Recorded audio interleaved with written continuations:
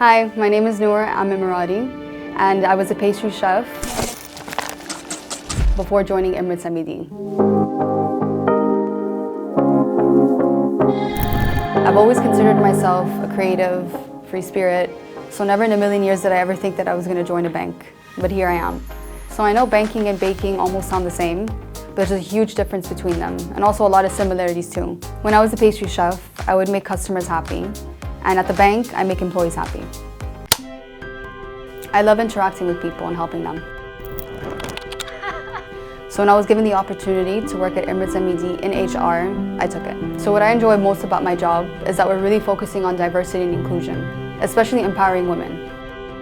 We recently announced a target for 25% of all senior roles to be filled by females by 2027. As an Emirati woman, it brings me great pride to play a role in that. So one piece of advice I have for other Emiratis looking for a career change is that there are so many opportunities in banking at Emirates MED based on your interests and your skills. There's always room to move around. Banking has changed so much, and if a pastry chef can make the change, so can you.